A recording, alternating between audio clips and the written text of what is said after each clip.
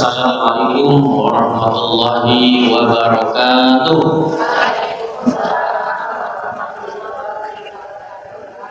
Alhamdulillahirabbil alamin wa bihi nasta'in ala umuri dunya waddin. Allahumma shalli ala sayidina Muhammad wa ala alihi wa sahbihi ajma'in, amma ba'd.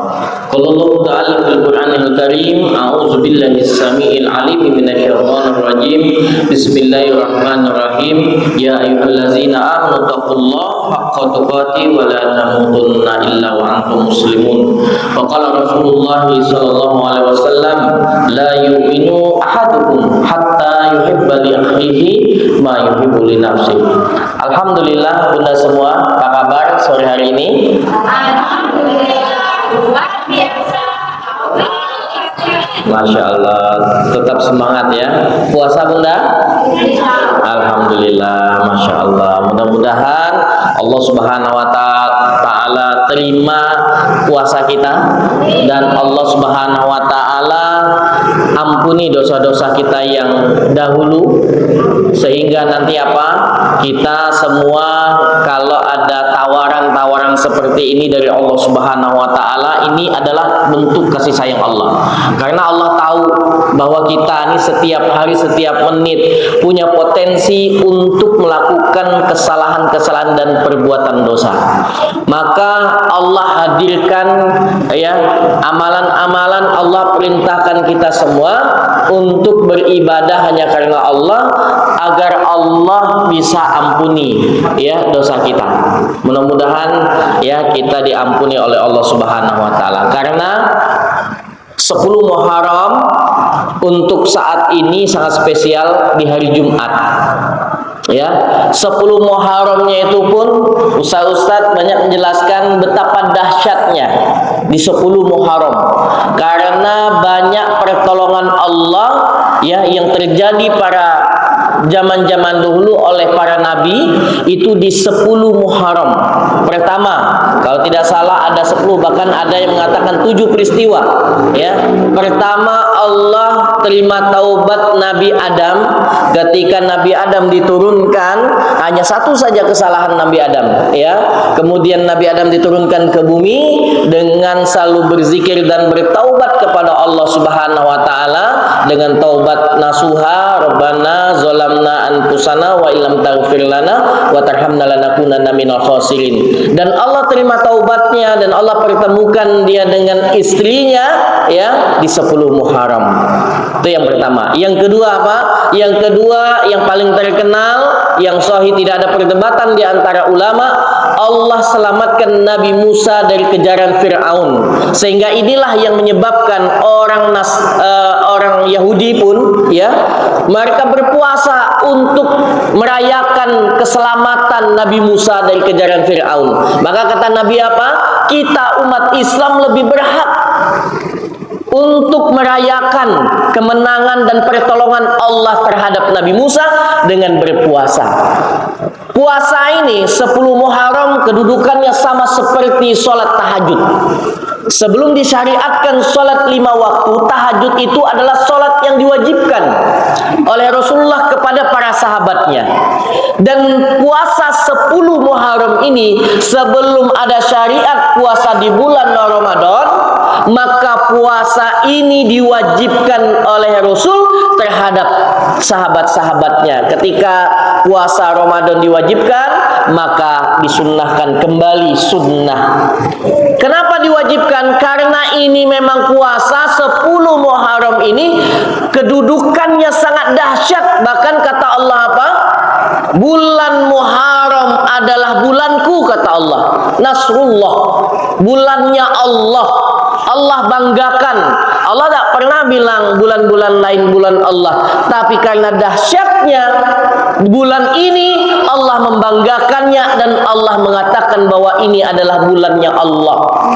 Saking dahsyatnya, sehingga Allah beri pertolongan untuk para nabi. Yang ketiga, Nabi Yunus dikeluarkan oleh Allah dalam perut ikan, yang sering kita ceritakan, guru-guru kita ceritakan, itu terjadi di bulan 10 Muharram. Nabi Ibrahim ya diselamatkan dari kobaran api yang sangat menyala-nyala. Ya, itu terjadi di 10 Muharram.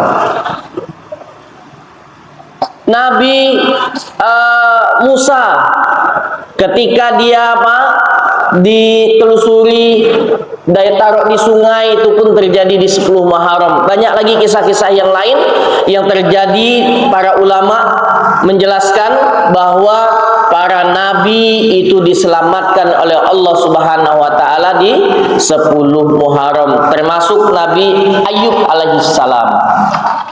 Disembuhkan oleh Allah Subhanahu wa taala dari penyakit yang sangat dahsyat sakitnya. Tidak pernah ada orang setelah atau sebelumnya sakit sedahsyat yang dialami oleh Nabi Ayub, dan Allah sembuhkan di 10 Muharram. Bunda ayahanda yang kami cinta karena Allah Subhanahu wa taala, sejarah ini berulang. Ya. Hari ini bisa jadi ujian kita yang kita alami tidak sedahsyat Nabi Ayub. Ujian yang menimpa kita pada saat ini bisa jadi ujian tidak seberat Nabi Yunus yang mengalami 3 kali kegelapan. Ujian kita pada saat ini bisa jadi tidak seberat Nabi Musa. Namun yakinlah, kalau kita hari ini merasa ujian kita paling berat, tidak ada lagi ujian yang paling berat selain diri kita. Maka kalau kita kembalikan kepada Allah Subhanahu wa taala, maka Allah akan berikan pertolongan yang sama seperti Allah menolong para nabinya. Maka kalau hari ini hadir kita, diberi kesempatan kita oleh Allah, dihadirkan di bulan Muharram di tanggal 10, kalau kita tidak berpuasa dan ngikut sunnah Nabi dan perintah Allah, sungguh-sungguh sangat rugi. Sangat rugi kalau kita tidak berpuasa. Maka beruntunglah bagi mereka yang mengambil seruan ini untuk berpuasa. Maka mudah-mudahan haus dahaga puasanya hari ini Allah ampuni dosa-dosa kita 1 tahun yang lalu. Amin, amin ya rabbal alamin. Bunda ayahanda semua, ada amalan yang kedua selain puasa di bulan 10, di tanggal 10 atau di bulan Muharram ini. Karena kita harus tingkatkan amal kebaikan kita, karena Allah lipat gandakan. Begitu pula dengan keburukan atau kemaksiatan akan Allah lipat gandakan. Nah, itu adilnya Allah. Apa itu? Terutama di 10 ini harus banyak bersedekah. Guru kami pernah cerita, ya, ketika kami bersilaturahim, saya mendengarkan ada sebuah kisah dahsyat di 10 Muharram ini. Jadi ada seorang ibu-ibu, dia suami sudah meninggal dunia. Dia meninggalkan, ibu ini suami meninggal dunia, dia meninggalkan banyak anak. Kurang lebih ada 6 orang anak yatim, ya, anak yatim. Maka ibu ini dia tahu dan paham bahwa ketika di 10 Muharram ini orang-orang banyak, terutama di daerah Arab Saudi sana, mereka berlomba-lomba dalam bersedekah. Dan barang siapa yang bersedekah di 10 Muharram, maka Allah akan lipat gandakan. Nah, apalagi Masya Allah 10 Muharram pada saat ini terjadi di hari Jumat. Ini sangat spesial. Maka dia setiap tahun, ya, ibu ini sudah berkali-kali di tahun-tahun sebelumnya ketika meninggal dunia suaminya, dia menjumpai ada orang yang dermawan, yang selalu memberi, ya, hadiah, padahal dia tidak minta-minta, tapi karena ini sudah kebiasaan, ya, setiap tahun, maka dia mengunjungi rumah orang dermawan itu, dan dia bilang apa? Pak, ini tanggal 10 Muharram. Orang yang dikunjungi itu sudah paham, tapi untuk tahun ini berbeda. Masya Allah, ya, ini cerita di daerah Timur Tengah. Ketika ibu ini datang mengatakan bahwa dan mengingatkan bahwa ini 10 Muharram, bapaknya langsung tek, iya. saya ingat, tapi nanti dulu ya, ini ibu datang terlalu pagi, saya harus buka dulu toko, nanti siang lagi balik lagi ke sini, maka insya Allah akan saya tunaikan.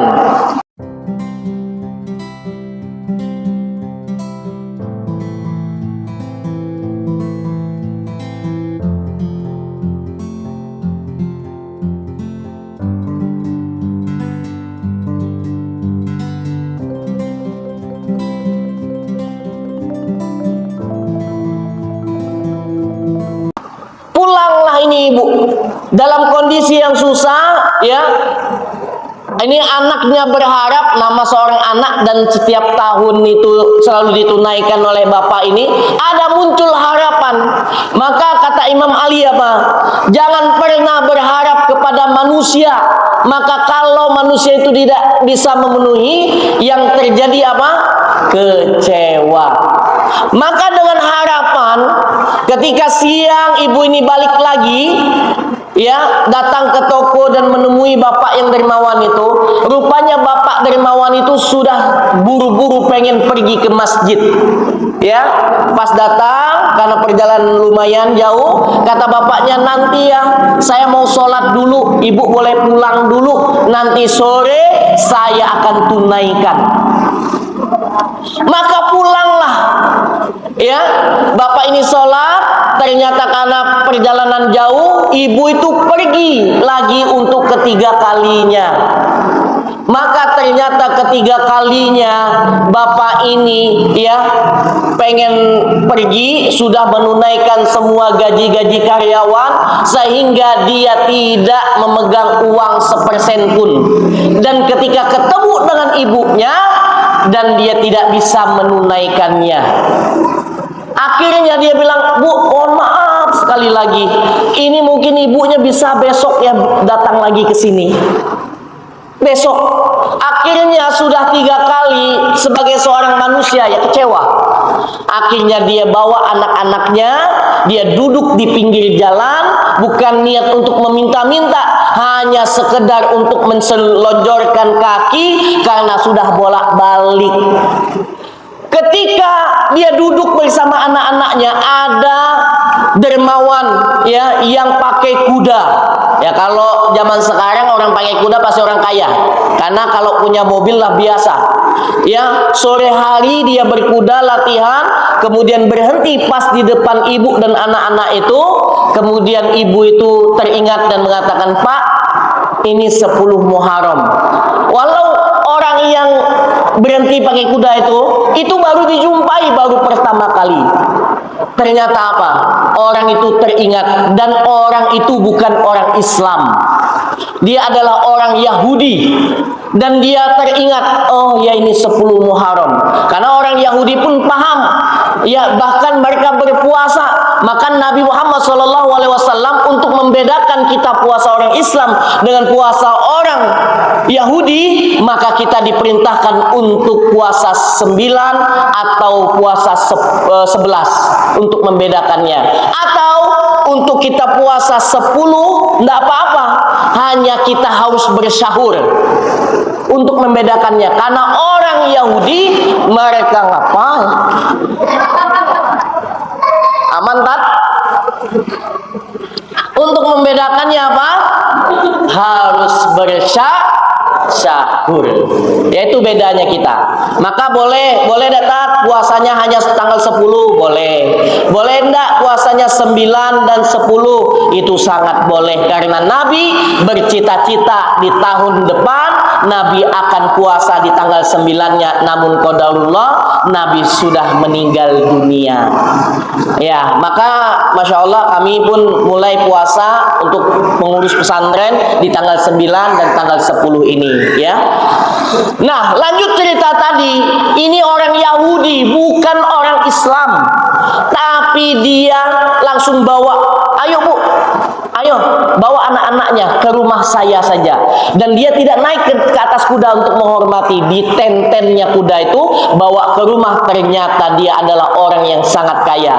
Dijamu, ya, diajak makan, dibawa perbekalan beras, minyak dan sebagainya, dan dikasih amplop duit mungkin untuk 2-3 bulan aman ini anak-anak dan ibu ini untuk makan. Dan Masya Allah, puas, senang hati. Ternyata Allah kasih rezeki tidak dari bapak yang pertama, tapi dari bapak yang kedua, bahkan dia bukan Islam. Pada malam hari, bapak yang pertama yang padahal setiap tahun dia membantu ibu dan anak yatim ini, malam dia bermimpi. Dalam mimpinya apa? Dia diperlihatkan oleh Allah surga. Kemudian di situ datang seorang laki-laki, ya, yang parasnya cakep gitu, ganteng, malaikat lah. Akhirnya dia bertanya, ini di mana? Kemudian malaikat bilang, ini di surganya Allah Subhanahu wa taala. Ini gedungnya megah-megah, tamannya bagus, semuanya Masya Allah tampak indah. Kemudian apa? Orang ini nanya, ini tempat untuk siapa? Kemudian malaikat ngejawab, harusnya tempat ini disediakan Allah untukmu. Namun ketika kau sia-siakan anak yatim dan wanita janda itu, Allah berikan surga yang indah ini untuk orang Yahudi. Kemudian dia protes, gimana mungkin orang Yahudi bisa dapatkan surga ini? Bukankah dia tidak bersyahadat? Maka kata Allah apa? Allah yang maha memberi hidayah. Satu kebaikan dengan tulus, dan itu menjadi hujah orang untuk dapatkan surga dan dapatkan apa? Hidayah dari Allah atas kehendak Allah. Kita jangan mendikte Allah. Kita saksikan dan kita lihat ada wanita yang belum ibadah sama sekali, penuh maksiat, tapi ada kepedulian dia dengan seekor anjing, Allah masukkan dia ke dalam surga asbab kepedulian dia dengan seekor anjing. Atau sebaliknya, ada seorang ibu-ibu, dia patuh ke suaminya, kemudian dia sholat tahajud, 5 waktunya terjaga, tapi karena dia punya peliharaan kucing, yang kucing itu makan masakannya hingga dikurung di dalam kamar beberapa hari tidak dikasih makan, maka asbab itu Allah masukkan dia ke dalam neraka. Surga neraka punya Allah. Allah memberikan keridoannya kepada siapapun yang dikehendakinya. Maka mudah-mudahan kita semua yang ketika kita punya niat, maka saya nulis status, ya, kemarin apa hari ini, kita tidak apa-apa bunda ayah anda semua, amal kita sedikit, tapi yang harus kita jaga adalah hati kita. Hati kita ini harus bersih, ya. Kalau kita merasa amal kita sedikit, ini adalah motivasi untuk kita memperbanyak amal.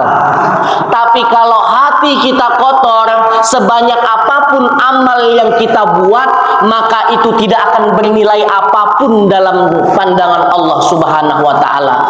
Maka harus punya hati yang bersih. Maka saya pasca haji mengazamkan diri. Saya kasih tahu istri, nih pulang haji harus kita ada perbaikan dari segi ibadah atau dari segi sikap. Cuman yang harus kita tekankan satu, apa itu? Jangan pernah mulut kita ini menghujam atau menyakiti hati-hati siapapun. Kita jaga. Kita jaga. Karena apa? Karena inilah yang menjadi penyebab, ya, banyak keburukan-keburukan yang kita dapati, yang nantinya kita di hadapan Allah, Masya Allah, banyak amal kita, banyak sedekah kita. Apalagi bunda-bunda di sini rajin ikut kajiannya, Masya Allah, dihitung dari rumah bolak-balik dari Mahabbah, itu semua adalah kebaikan di sisi Allah Subhanahu wa taala.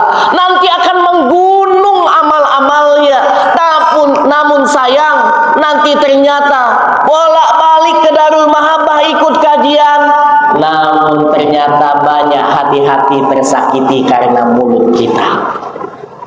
Banyak orang-orang kecewa karena sikap kita. Mohon maaf, apa yang kita lakukan, ibadah tunggat-tunggit, puasa, menahan dahaga, haus, kemudian apa, kita bolak-balik ke majelis ilmu, semuanya hanya akan kita berikan kepada orang yang kita sakiti dengan transferan pahala. Maka rugi, kita bekerja susah payah, ya, akhirnya hasilnya kita berikan kepada orang lain. Ini sangat-sangat rugi. Maka untuk itu, mohon maaf Bunda, kalau kita berurusan dengan Allah, Allah ini Maha Pengampun, Maha Penyayang, Maha besar sayangnya. Allah punya beribu-ribu cara untuk memasukkan, apalagi Nabi Muhammad SAW. Nabi itu tidak akan pernah mengangkat kepalanya supaya kita semua ini masuk ke dalam surga. Ini perjuangan Nabi. Tapi sayang, 1000 sayang, perjuangan Nabi sia-sia karena perbuatan kita sendiri yang sering menyakiti hati orang lain. Harusnya yang bisa menyelamatkan diri kita, ya, nanti amal-amal kita. Yang kedua, keriduan Allah. Yang ketiga, perjuangan Nabi karena kita ini umatnya. Tapi perjuangan ridho Allah itu kita dapati karena kita nyakiti hati orang. Perjuangan Nabi untuk memasukkan kita ke dalam surga itu sia-sia. Kenapa? Karena ternyata ulah kita sendiri yang berhubungan yang tidak baik kepada orang lain. Tidak bisa Nabi nolong kita. Tidak bisa Al-Quran, amal-amal nolong kita, tidak bisa. Hanya kita menjaga dirilah, menjaga mulut, menjaga perasaan, menjaga tangan, menjaga kaki agar tidak menyakiti orang lain. Sepakat Bunda? Maka ini harus jadi azam kita. Biarlah orang bermasalah dengan kita atau nyakiti hati kita, tidak apa-apa, ya, karena kita tidak bisa menghalangi orang untuk menilai atau melakukan apapun terhadap diri kita. Tidak apa-apa, asalkan jangan kita menyakiti orang lain, ya. Maka saya waktu haji sebelum kita ke Arafah, alhamdulillah beruntungnya berangkatnya dengan Buya Hendi. Jadi kami di briefing dulu sebelum ke Arafah, di muhasabah dulu tentang hal penting ini. Yuk, sebelum kita masuk Arafah atau niat untuk melaksanakan haji, kita tidak punya sangkut paut apapun tentang hati kepada siapapun. Maka di WA, nelpon semuanya, minta ridho semuanya. Yang dulu kita ada menyakiti hati orang, macam mana tak, kita nelah datang, kita lah WA, kita nelpon, tapi nyada memaafkan kita. Tuh bukan urusan kita, bukan urusan kita. Yang penting kita tidak diagi rasa dendam, tidak diagi rasa apapun. Kita sudah selesai, Allah jadi saksi. Kalau dia tidak memaafkan kita, biar urusan dia dengan Allah, karena dengan kita udah selesai. Macam mana nak masa kalau orang nggak maaf kita? Nggak baca kan? Maka biarlah. Tapi asalkan kita jangan menyakiti. Dan kita kalau ada orang yang salah ke kita, maka tugas kita pun memaafkannya. Ya, mulai hari ini memang benar-benar dilist siapa orang yang tersakiti atau siapa yang menyakiti kita. Katakan kepada Allah, ya Allah, saya maafkan dia. Saya maafkan dia, siapapun dia. Maka mohon maaf ayahanda bunda semua, nanti kalau kita sudah punya perasaan ini akan membuat plong hidup kita. Maaf, dalam berumah tangga, kita berumah tangga ini kadang-kadang adalah selisih paham, adalah perdebatan, dan ini jadi azam. Sehingga kalau kita pada ego kita, saya nih laki-laki, kan harus nurut kayak ku ni imam, seorang perempuan pun sama, ku ni leteh di rumah, ya, kada mikirku sebagai seorang wanita, ku butuh ini, ku butuh itu. Kalau laki-laki laki hanya tahu keluar, ngopi dan sebagainya. Kalau sama-sama ego, tidak akan selesai. Tapi apa yang kita lakukan? Kita sudah punya komitmen. Apa komitmennya? Orang luar saja kita maafkan, apalagi istri kita yang rela menemani kita, berkhidmat kepada kita. Maka kita harus punya perasaan ini. Jangan malu untuk minta maaf dulu kalau kita salah. Dan itu tidak akan menurunkan martabat kita. Justru mulia diri kita dalam pandangan Allah. Kalau kita salah, kita minta maaf. Sehingga apa? Ini jadi hujah kita. Orang di luar sana kita baik-baik, masa istri harus kita beji-beji? Karena banyak, mohon maaf, para suami pas dia keluar ngopi-ngopi traktir kawannya, baiknya kayak kawannya, rela korban kayak kawan. Tapi pas datang ke rumah, istri jadi korban, dimarah-marah terus, salah sedikit dikeruci. Mohon maaf, ini bukan seorang laki-laki. Kata Nabi apa? Kalau kalian ingin berperilaku yang terbaik, maka berperilakulah terbaik kepada istrimu. Ya, sama ibu-ibu, kayak kawan sejoli, pokok rela korban, rela berkorban, harta, makanan dan sebagainya, kayak kawan arisana. Tapi kayak laki sendiri hitung-hitungan. Seorang wanita yang terbaik, dia berperilaku terbaik kepada suami dan anak-anaknya. Maka kita harus punya sifat satu. Dalam momen ini bunda ayahanda semua, banyak-banyak sedekah. Tadi oke, sedekah. Yuk, apalagi di 10 Muharram ini, di bulan Muharram Allah lipat gandakan. Kedua, banyak-banyak istighfar, minta ampun ke Allah. Karena dengan istighfar tobat kita, apapun yang jadi masalah kita, Allah akan selesaikan semuanya. Dan inilah yang terjadi kepada para nabi-nabi sebelumnya. Nabi Yunus bersalah kepada Allah, lalu dia bertobat. Maka apa? Allah selesaikan masalahnya dan beri pertolongan maksimal kepada Nabi Yunus. Totalitas pertolongan Allah. Nabi Yunus di perut ikan di tengah laut, ya. Kalau ceritanya gini, ketika dia undian, ternyata nama dia sampai 3 kali keluar dan harus diceburkan ke laut. Kalau ikan itu datang langsung mengunyah-ngunyah, beda cerita. Dikunyah ke ikan misalkan, perkep, ancuk-berancuk badan. Tapi atas izin Allah memerintahkan ikan nun itu untuk menelannya, ya, memasukkan ke dalam perut, ya, di 3 kegelapan. Mungkin dicolok-colok, dipuntahkan, dan memuntahkannya bukan tengah laut, tapi di pinggir pantai. Ini pertolongan Allah maksimal. Dan ketika dia keluar di pinggir pantai, dia payah lagi berenang. Allah sediakan buah labu di situ yang sudah tertanam sejak lama. Allah hantarkan Nabi Yunus sehingga ketika 40 hari dia tidak makan lemes, dia makan itu apa? Ternyata kembali energinya. Ketika dia balik lagi ke kaum yang ditinggalkannya, ternyata Masya Allah, kaumnya sudah beriman semuanya kepada Allah. Karena taubatnya. Kalau tadinya Nabi Yunus tetap berdakwah, belum tentu semuanya beriman. Tapi karena taubatnya Nabi Yunus, istighfar Nabi Yunus, Allah beri hidayah semua kaum. Tak payah lagi Nabi Yunus. Hanya amalan ini yang dilakukan apa? Istighfar, akui kesalahan dan dosa, Allah beri solusi. Sama Nabi Ayub istighfar, Nabi Adam juga dipertemukan itu karena istighfar minta ampun. Maka amalan kedua di bulan Muharram ini banyak istighfar, dan di bulan-bulan yang lainnya, ya, kita sadar kita banyak dosa, maka dengan istighfarlah kita untuk menebus. Dan banyak ulama mengatakan bahwa pertolongan Allah itu datang karena taubat kita. Rezeki datang yang tidak disangka-sangka, maka itu karena istighfar kita.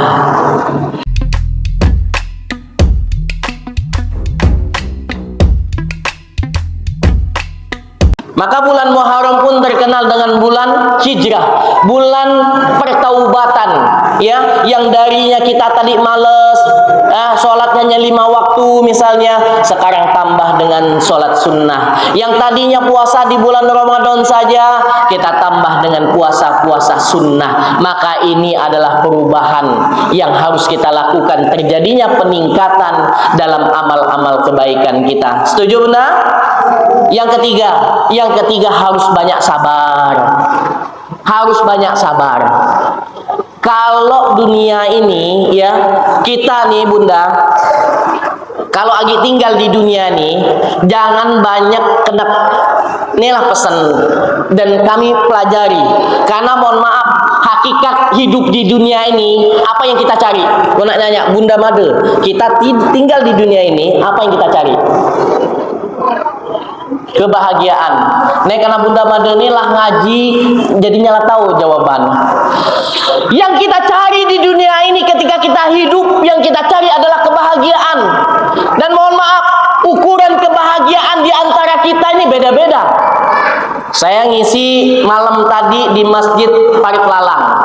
Banyak anak-anak. Siang tadi saya ngisi di SMK 1 Pangkalan Baru. Saya tanya anak SD, anak-anak itu, "Dek, apa yang membuat kau bahagia?" "Oh, Bang, ku dulu diperintah makku untuk puasa. Kalau kau puasa 30 hari, ku dikasih sepeda." Semangat dak puasa? Semangat Bang. Bahagia dak kah ketika dapat sepeda? Bahagia. Berapa hari kah bahagia? Agi main sepeda dak sekarang? Aku dak tahu lagi sepeda di mana, ban di mana, sadel di mana, aku dak tahu lagi. Artinya apa? Ketika seorang anak menginginkan sesuatu, lalu dia bahagia ketika mendapatkannya, sejatinya kebahagiaan itu hanya sebentar saja. Karena ini hakikat dunia. Saya nanya anak SMK, "Kak dulunya ketika datang ke sekolah ini apa yang kau harapkan?" "Ku karena sekolahku jauh Bang, ku bahagia kalau ku pergi ke sekolah naik motor." Ketika kau dapat motor bahagia alhamdulillah. Sekarang lagi bahagia ada asaku sama bayi Bang. Karena memang hakikat kebahagiaannya apa? Sedikit dan sebentar. Orang ketika awal-awal dia mau menikah, ketemu laki-laki idaman dan laki-laki menemui wanita idaman, dia mengatakan apa? "Ya Allah, sepanjang dalam sholat-sholat dia berdoa, dalam tahajud, dalam duhanya hanya dia berdoa, ya Allah, saya akan bahagia, ya Allah, kalau saya menikah dengan dia. Ya Allah, nikahkan saya dengan dia, jangan orang lain, ya Allah. Kalau dia bukan jodoh saya, jodohkan, ya Allah. Pokoknya harus saya jodoh." Sakingnya maksa tadi ya. Dia kira dia akan bahagia. Ternyata Allah takdirkan memang betul dia menikah dengan laki-laki idamannya. Mohon maaf, awal-awal saja bahagia, pasnya jadi pengantin bahagia minta ampun. Sehari 2 hari, sebulan 2 bulan, pas bulan madu, pokok orang lain ngontrak, nyalah pokok miliki dunia nih berdua. Berapa lama? 3 bulan, 3 bulan. Nah, pengalaman kayak nih. Setelah itu apa yang terjadi? Pada tahun pertama terjadi cekcok, tahun kedua sudah mulai renggang, tahun ketiga saling caci memaki, tahun keempat selesai.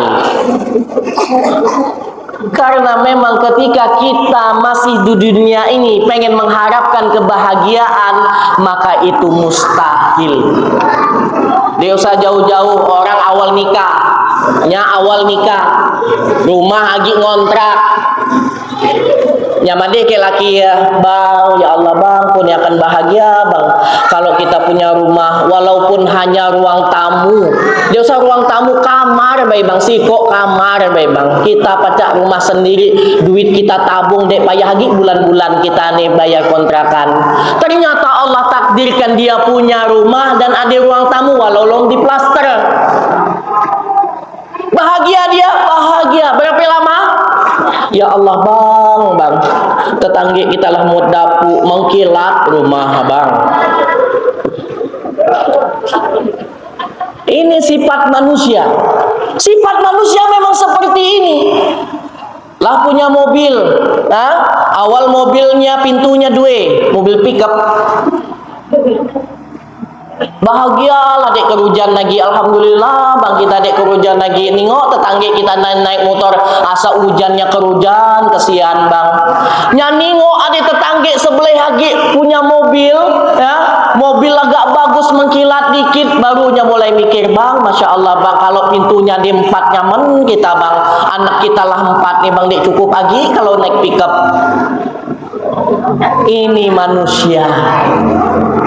Maka kalau siapapun hari ini kita hanya mengejar kebahagiaan di dunia, maka saksikanlah kita tidak akan pernah puas hidup di dunia ini. Lalu apa yang harus kita kejar? Ayah bunda semua, kebahagiaan akhirat. Dan itu kebahagiaan ada pada agama. Ya, kita baca tidak bahagia di dunia terus menerus? Bisa, asalkan kita menghadirkan rasa sabar. Kalau sabar nelah hadir di hati ini, teng. Kalau ada rasa syukur dalam hati ini, teng. Saya yakin dan percaya dia akan bahagia. Karena dia akan bahagia terhadap apa yang dijalani hari ini. Takdir terbaik itu adalah takdir hari ini. Ya, hadiah terbaik itu adalah apa yang kita miliki hari ini. Jangan nengok orang. Kalau hari ini kita punya sepeda, lalu ada rasa syukur, sepeda itu sangat-sangat membahagiakan. Tapi kalau tidak ada rasa syukur, mohon maaf, punya mobil, punya rumah mewah, itu tidak akan pernah membahagiakan kita. Maka ukuran kebahagiaan setiap orang berbeda-beda. Maka harus kita pahamkan dan kita samakan ukuran ini. Ukuran kebahagiaan yang menjadi tujuan kita adalah apa? Agama. Ya, harus menghadirkan rasa syukur, sabar dalam menghadapi ujian-ujian hari-hari, waktu demi waktu, untuk tujuan akhir kita masuk surganya Allah Subhanahu wa Ta'ala. Maka yang ketiga ini banyak sabar. Kadang-kadang mohon maaf, ujian nih, kita ini punya musuh nyata, musuh kita setan, ya, yang menggoda, yang membisikkan. Setannya di dua. Setan dari yang tidak terlihat dari golongan jin, ya, yang kedua dari golongan manusia. Maka hati-hati berkawan. Kalau bahasa Buya Ustadz Hendi ini circle, ya. Kadang-kadang setan berwujud manusia lebih kejam daripada setan berwujud yang tidak terlihat. Mohon maaf, kita dengar kasus terakhir ini, ya, itu ternyata adik kelas saya tinggal di Pangkal Balam, satu kampung dengan saya. Terjadi mutilasi, dulu hilang sempat 5 hari. Dan sejarah kriminalitas terkejam saat ini itulah belum pernah sekejam itu. Ya, dibunuh dia, dipotong-potong bagian. Dulu pernah ada mutilasi, tapi hanya dipotong-potong bagian besar, kepala, tangan, dimasuk karung, ditanam. Ini dah dipotong, direbus, dicincang. Ibu-ibu masak lempak kuning ayam, kalau bilang, Mas tolong anak dimasak ayam, anak potong lempah, tuh galak ke pasar kan, nyapotongnya kan kecil, teng, kemudian jari-jarinya ini direbus untuk menghilangkan jejak, kemudian daging-dagingnya ini apa, hancur, masya Allah. Dimasukkan dalam pasik asoy beberapa tempat, dipisahkan beberapa tempat, dibuang ke sungai untuk menghilangkan jejak. Masya Allah, ngeri, ya. Ini kenapa? Karena pergaulan. Bisikan teman setan berwujud manusia ini, masya Allah, mengerikan. maka kita harus hati-hati, ya. Maka kalau nak berkawan, cari kawan satu pengajian. Ya, saya lihat ada komunitas ibu-ibu pengajian Darul Mahabbah, makan-makan, habis makan ngaji. Ya, Masya Allah, nutrisi hati dapat, nutrisi perut dapat, nutrisi pikiran dapat. Masya Allah, saling mengingatkan untuk jeng hari ini Ustadz Herda jeng ngisi. Aduh, kayak Ustadz Herda nek dek sama ke Ustadz Hendi ngisi. Mohon maaf jeng, ku izin dulu dek jadi jeng kita minta ya jeng. Kita nih nuntut ilmu siapa bayi Ustadz jeng, yuk kita lagi. Oh Allah pun kayak tuh, yuk kita raih keberkahan Allah. Ada yang mengingatkan kita, ya. Nggak milih-milih kita siapapun yang ngisi, yang kita pilih adalah apa? Kita berusaha untuk dapatkan ridho Allah Subhanahu wa Ta'ala. Itu kalau kita berkomunitas, ada yang memotivasi. Kalau kita ada yang kita lemah, ada yang memberi support. Kita susah, ada yang membantu. Ya, tapi kalau kita hidup sendiri-sendiri, mohon maaf, itu tergantung dengan apa yang ada dalam pikiran kita, ilmu kita, dan apa yang ada di luar yang membisikkan. Hati-hati, ya. Maka bunda, ayahanda semua, kebahagiaan yang kita dapatkan hari ini, ya, nikmati, syukuri, kita banyak sabar, maka mudah-mudahan nanti kita bisa dapatkan kebahagiaan yang sebenarnya di surganya Allah Subhanahu wa Ta'ala. Amin. Amin ya rabbal alamin. Ada seorang kaya. Dia baru pulang dari rumahnya, dari kantor menuju rumahnya dengan memakai mobil mewah. Ternyata di depan rumahnya dia melihat ada tukang becak yang sedang tidur pulas, makan, bahkan mohon maaf ngorok kedengar sampai pasnya buka pintu, pas nutup pintu, keluar dari mobil, tutup pintu, keluar dia kedengar saking kencangnya. Padahal di depan rumah di pinggir jalan tukang becak ini mendengkur.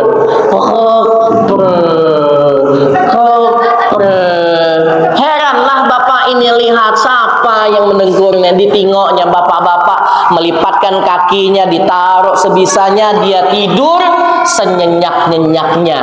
Bahkan dia berpikir, ya Allah, dia lihat rumahnya, mobilnya, ternyata rumah mobilnya tidak bisa membuat dia tidur senyenyak bapak tukang becak itu.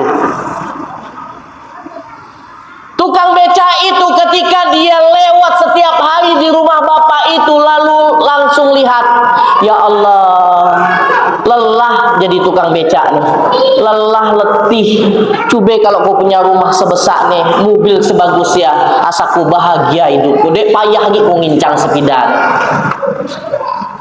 Bapak yang kaya tadi melihat dia adalah orang yang bahagia karena bisa tidur dengan nyenyak. Bapak tukang becak melihat bahwa yang punya rumah sangat bahagia, punya harta begitu melimpah, tapi ternyata rupanya dua-duanya belum bahagia. Maka kalau kita nak bahagia, jangan nengok orang. Weh nyaman ge ibu ya, alhamdulillah rumah kan dek besar, besar rumah, mobil ke besar minta ampun, laki sama ke rumah, mobil truk rumah, anak lah sukses gali ya, nyanak umroh, tinggal tentukan bulan apa, pacaknya lagi berangkat umroh langsung. Pun kita nih saro minta ampun, makan ge alhamdulillah, acak makan. Kadang kita lihat orang, tapi terkadang orang, masya Allah, nya pun lihat kita. Ye nyaman ge ibu ya pacak ke Darul Mahabbah setiap hari, ngaji terus gawe ya. Apanya dek masak di rumah? Aduh. Karena ibu ini ternyata sibuknya hanya apa? Kejar dunia, bekerja. Ya nengok ibu-ibu di Darul Mahabbah gawe ngaji terus. Masak kata Bunda Made. Alah masak, mati dek masak dek makan. Maka jangan pernah lihat orang lain kalau pengen bahagia. Ya. Nengok kawan, laki ganteng minta ampun laki, betelok, Ganteng minta ampun, masya Allah. Nengok laki diri, ya Allah, ujian saya ya Allah. Jangan membanding-bandingkan, maka ini menghilangkan rasa syukur dalam hati. Maka nikmati takdir terbaik itu adalah ketika kita menjalani hari ini dengan baik, dengan yang terbaik. Hadiah terbaik adalah ketika kita apa-apa yang kita miliki hari ini, itulah hadiah yang terbaik dari Allah Subhanahu wa taala. Nikmati, syukuri. Ya, insya Allah akan menghadirkan kebahagiaan dalam hati. Ayah bunda semua yang kami cintai karena Allah Subhanahu wa taala. Manusia ini, kita ini semuanya memiliki 4 kegelapan. Jadi kita ini kalau gelap diri kita nih, maka cahaya tidak akan masuk. Oke? Ada 4 kegelapan yang menyelimuti kita semua sebagai seorang manusia. Apa yang pertama? Pertama, sifat marah. Marah itu adalah kegelapan bagi diri. Letaknya di mana? Di otak. Jangan banyak suuzon, jangan banyak berprasangka. Nanti munculnya apa? Sifat marah. Laki long pulang lah, harilah setengah dua malam, madeh gingupi. Jangan suuzon, oh kelaknya lagi kemana-mana, lagi kayak kawan ceweknya nenek-nenek. Akhirnya muncul sifat marah. Dia tahu rupa ban gucur, tukang tabelah dek dia jadi berdurong lah sampai setengah dua. Kesian, tapi kita suuzon. Lah nak marah-marah, lah ngeruce datang pas buka, suami buka pintu, muka lah kayak banteng siap ngeruduk. Pasnya buka pintu kita seruduk kita. Apa perasaan laki? Sedihnya lah leteh-leteh durong, lah dikuruce-kuruce, telepar, ngerutok mulut kan, kesian orang laki. Maka hati-hati, marah itu letaknya di otak dengan prasangka buruk. Ini adalah kegelapan. Yang kedua, apa? Kegelapan nafsu. Nafsu ini adalah kegelapan kalau tidak bisa dikontrol. Letaknya di mana? Di mata. Maka hati-hati untuk bapak-bapak, jaga mata. Ya. Pas di luar kota maksudnya, pas nengok budak-budak kecil, inget anak di rumah, ya Allah, budak nih umur baru 3 tahun, lucu-lucu kayak Aira. Inget ke anak. Pas nengok anak gadis surang, lupa bini di rumah. Karena tidak jaga mata. Hati-hati, ujian laki-laki itu adalah dalam pandangannya, sama perempuan juga. Maka ketika dia tidak mampu menjaga matanya ini, nafsu tidak terkontrol. Dan ini akan menjadi malapetaka, menjadi kegelapan di dalam hati. Maka yang ketiga apa? Kegelapan itu letaknya di tubuh kita berupa penyakit. Penyakit. Sekaya apapun kita, banyak harta, kalau badan penyakit tidak ada artinya. Mohon maaf ya, ada orang ya rumah mewah, mobil bagus, makan nasi dek jadi, makan daging dek jadi, makan es dek jadi, makan dek jadi, makan ya dek jadi, makan apa jadi ya? Makan nasi putih kayak air putih. Tuh kata dokter, mohon maaf, pun badan penyakit. Nih kita alhamdulillah makan belacin au, usep au, makan PMP utak-utak, agilah dek bersyukur. Astagfirullahalazim. Maka penyakit ini adalah kegelapan yang menyusahkan diri kita kalau tidak hadir rasa syukur. Maka yang keempat apa? Yang keempat, kegelapan ketika kita meletakkan dunia di dalam hati kita, ini kegelapan. Letaknya di mana? Di hati.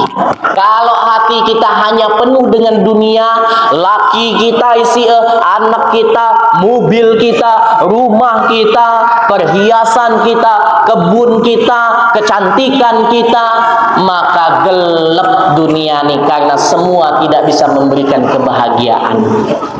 Bunda ayahanda semua, kalau kegelapan ini hadir dalam hati, maka tentu tidak akan pernah bahagia hidup kita. Kalau kita ingin bahagia apa? Hadirkan cahaya. Malam tadi rumah kami tiba-tiba jam 2 malam token mati. Tek mati. Kami tahu kenapa? Karena rumah itu panas, AC mati berarti kan? Anak ngamuk karena panas. Ningok pas mencelak, gelap gale-gale, gelap karena tidak ada cahaya, ya. Akhirnya ngeraba di kawah kesandung kaki kan, ngambil handphone, ada cahaya sedikit, teng baru kelihatan.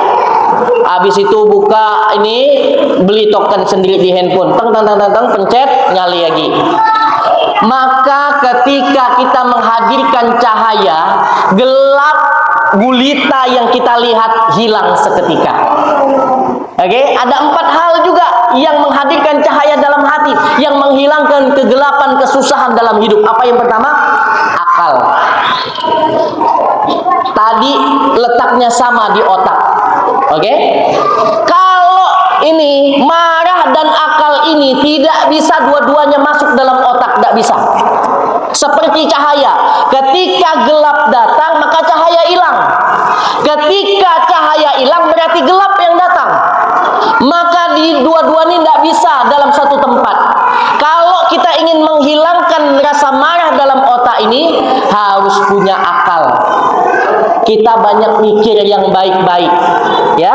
Yang kedua, kalau kita tadi letaknya di mata, nafsu tidak bisa dikontrol. Ini yang kedua, cahaya adalah malu. Sifat harus punya sifat malu, karena letaknya sama di mata. Bapak-bapak kalau nafsu ini dikontrol harus punya sifat malu. Ya, karena sumbernya sama dari mata. Maka disunahkan oleh Nabi apa? Menundukkan pandangan. Yang ketiga, tadi lawan penyakit apa? Sehat. Letaknya di mana? Di badan. Ya, sehat ini adalah cahaya. Otomatis kalau badan sehat, penyakit lari, penyakit kabur. Yang keempat, letaknya di hati. Tadi isinya dunia adalah kegelapan. Ini hati kalau diisi dengan iman, maka dunia akan lari. Inilah kebahagiaan. Iman itu apa, ayahanda bunda semua? Iman itu adalah ketika kita membuang makhluk-makhluk kebesaran makhluk. Kita buang kecintaan berlebihan kepada suami, kita buang kecintaan kita kepada anak berlebihan, kita buang kecintaan kita terhadap mobil, harta benda dan sebagainya. Hanya kita letakkan satu nama, hanya Allah yang ada dalam hati. Maka kata guru kita di sini, kalau dunia cukup digenggam, lalu yang kita letakkan dalam hati apa? Hanya nama Allah, iman. Inilah cahaya yang bisa membuat hidup kita bahagia di dunia dan di akhirat, seperti yang kita doakan dalam sholat-sholat kita setiap hari. Rabbana atina fid dunya hasanah wa fil akhirati hasanah wa qina azabannar. Kita minta sama Allah apa? Agar diberi kebahagiaan di dunia dan beri kebahagiaan di akhirat. Maka yuk kita miliki akal yang jernih, sifat malu, sehat badan kita, dan kita buang kebesaran-kebesaran makhluk dan hanya kita masukkan kebesaran Allah. Dan inilah yang dilakukan oleh para nabi terdahulu sehingga mereka dapatkan kebahagiaan dan pertolongan-pertolongan Allah yang sempurna. Pertolongan Allah itu, ya ayahanda bunda semua, kita ingin bahagia, maka kebahagiaan itu hanya kita bisa dapatkan dari agama, dari Allah Subhanahu wa taala. Kalau kita sudah tahu rumus ini, maka mari Bunda Ayahanda semua kita fokus untuk banyak ibadah. Apapun yang terjadi kita kembalikan ke Allah. Hari ini pas kita lewat ke pasar pagi, becek ternyata sreng, rupanya ada mobil lewat numbur air yang tergenang kena muka kita. Treng. Kita ingat itu takdir Allah, bukan orang lain yang lewat, tapi kita yang hari ini ditakdirkan. Apakah kita harus marah-marah ataukah kita kembalikan kepada Allah? Kalau kita marah-marah berarti tidak masuk. Tapi kalau kita, ya Allah, dari sekian banyak orang yang lewat sini, yang kena nih ya Allah, tidak ada yang namanya kebetulan. Ya, suami, masya Allah, ternyata dia ada ujian di luar, tiba-tiba dia bawa ke dalam rumah, dia emosi dan sebagainya. Kita sebagai orang yang punya Allah, maka tugas kita bukan menambah-nambah masalah suami, tapi bagaimana kita bisa jadi solusi dengan menenangkannya. Ya, masya Allah, ini tidak mudah. Ini butuh latihan, butuh rasa syukur, butuh rasa sabar, menanamkan iman dalam hati, butuh pengorbanan, butuh perjuangan.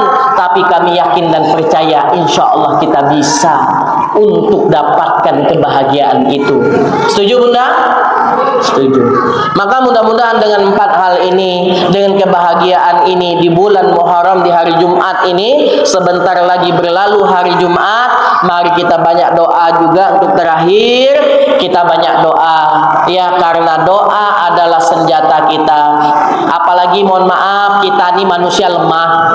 Ya, kita manusia lemah, kita tidak bisa melakukan banyak hal. Tapi dengan doa, atas izin Allah, kita gantungkan harapan-harapan kita kepada Allah, maka Allah akan tolong kita semua. Maka mari kita berdoa.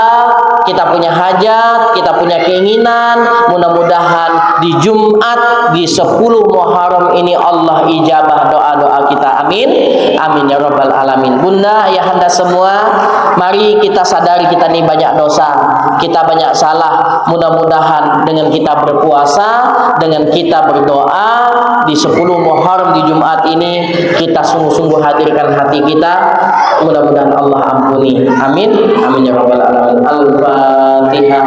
A'udzu billahi minasy syaithanir rajim. Bismillahirrahmanirrahim. Alhamdulillahi rabbil alamin. Ar-Rahmanir Rahim.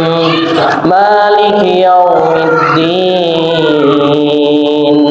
Iyyaka na'budu wa iyyaka nasta'in. Ihdinas siratal mustaqim. Siratal ladzina an'amta 'alaihim ghairil maghdubi 'alaihim waladdallin. Amin. Allah ya Allah ya Rahman ya Rahim, ya Malik ya Qudus ya Salam ya Mu'min ya Muhammad. Allahumma inni as'al bi anna lakal hamd la ilaha illa anta subhanaka inni kuntu minaz zalimin. Rabbana zalamna anfusana wa illam taghfir lana wa tarhamna lanakunanna minal khasirin. La ilaha illa anta subhanaka inni kuntu minaz zalimin. Duhai Allah, sungguh kami tidak bisa melihat Engkau ya Allah, tapi kami yakin Kau melihat kami ya Allah. Ya Allah ya Rahman ya Rahim, kami banyak dosa ya Allah, kami banyak salah ya Allah. Berulang-ulang kami lakukan dosa kami dan kesalahan kami ya Allah. Ya Allah ya Rahman ya Rahim, ampuni dosa-dosa kami ya Allah. Dosa yang kurang syukur atas rezeki dan nikmat-Mu ya Allah. Dosa yang kurang sabar dalam menghadapi ujian-ujian hidup ini ya Allah. Sebagai ibu rumah tangga kami kurang syukur ya, sehingga hadir keluhan-keluhan dalam hati kami. Kami kurang sabar ya Allah dalam mengurusi anak-anak kami ya Allah. Kami kurang bersabar dalam menghadapi suami kami ya Allah.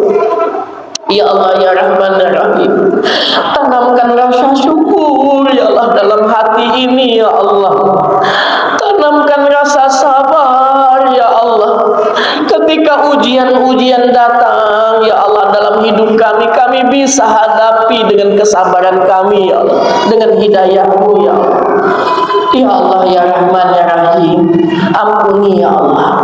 Kami punya hajat dan punya keinginan ya Allah, kabulkan ya Allah. Ya Allah, jikalau dosa-dosa kami ini menghalang, Kau kabulkan doa kami. Ampuni dosa kami hari ini ya Allah. Ya Allah, jikalau sakit ini tidak kunjung-kunjung sembuh ya Allah, karena dosa-dosa kami minta ampun ya Allah, sehingga Kau sembuhkan sakit-sakit kami ya Allah. Ya Allah, jikalau karena dosa-dosa kami Kau belum undang kami ke tanah suci ya Allah, ampuni dosa-dosa kami ya Allah. Izinkan kami untuk bisa ibadah ya Allah di tanah suci, langsung melihat Ka'bah dalam pandangan kami ya Allah. Kami ingin memegang Ka'bah ya Allah. Kami ingin tawaf ya Allah. Kami ingin sa'i ya Allah, dan kami ingin lebih dekat kepadamu ya Allah. Ya Allah ya Rahman ya Rahim, izinkan kami ya Allah berziarah ke makam Nabi kami ya Allah, mengangkat tangan mengucapkan salam langsung kepadanya ya Allah. Assalamualaikum ya Habiballah, Assalamualaikum ya Rasulullah. Ya Allah, rizkikan kami ya Allah untuk bisa berziarah ke makam Nabi kami, untuk sujud dan beribadah di masjid Nabi kami ya Allah, Masjid Nabawi. Ya Allah, kami punya anak-anak ya Allah, kami tidak bisa menjaganya 24 jam setiap waktu. Kami tidak tahu apa yang dilakukan dan apa yang akan terjadi di masanya dia akan datang, di masa depan. Kami hanya menggantungkan harapan dan doa kami kepadamu, agar Kau jaga anak-anak kami dari fitnah-fitnah dunia ini ya Allah. Ya Allah, Kau mengatakan bahwa doa seorang ibu mustajab ya Allah. Kami setiap hari mendoakan anak-anak kami ya Allah, agar mereka bisa jadi jalan kami masuk ke dalam surga-Mu ya Allah. Ya Allah ya Rahman ya Rahim, kami mendoakan suami kami ya Allah, suami yang bekerja keras untuk kebahagiaan kami, jaga dimanapun mereka berada ya Allah. Banyak kesalahan kami kepada suami kami, belum tulus ya Allah, belum tulus kami berkhidmat kepadanya. Masih banyak rasa jengkel yang sering terucap, raut wajah yang masam ketika menghadapi suami kami. Ampun ya Allah. Ya Allah, masukkan kami, saya dengan suami beserta anak-anak ke dalam surga-Mu. Ya Allah ya Rahman ya Rahim, berkahi hidup kami, ampuni dosa kami, dan kabulkan doa-doa kami. Bunda ayahanda semua, mendekati waktu berbuka ini, doa kita mustajab. Hari Jumat di 10 Muharram, silakan berdoa masing-masing. Yang punya hajat, punya keinginan, minta sama Allah. Amin ya Allah. Kabulkan doa kami semuanya ya Allah.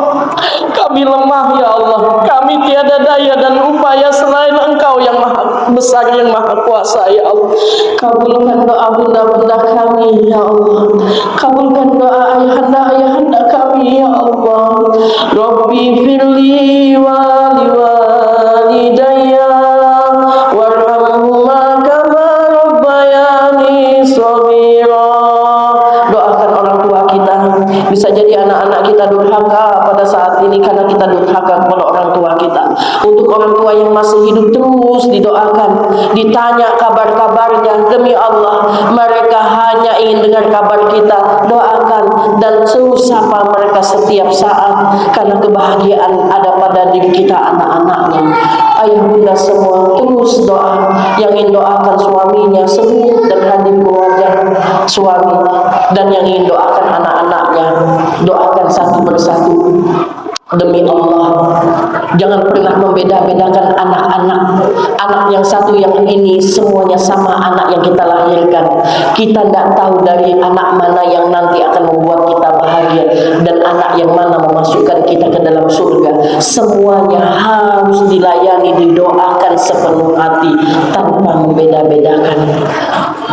Rabbi ja'alni muqimas sholati wa min dzurriyyati Rabbi habli minas sholihin. Rabbana zalamna anfusana wa illam taghfir lana wa tarhamna lanakunanna minal khasirin. Rabbana atina fid dunya hasanah wa fil akhirati hasanah wa qina adzabannar wa qina adzabannar. Walhamdulillahi Rabbil Alamin. Alhamdulillah bunda semua, mohon maaf atas segala kekurangan kesalahan. Mudah-mudahan dalam kajian ini kita semakin kuat amal kita, semakin yakin kepada Allah, dan kita semakin bahagia. Terima kasih. Yang benar datang dari Allah, yang salah dari kami pribadi. Kami akhiri bila sabil haq. Assalamualaikum warahmatullahi wabarakatuh. Waalaikumsalam.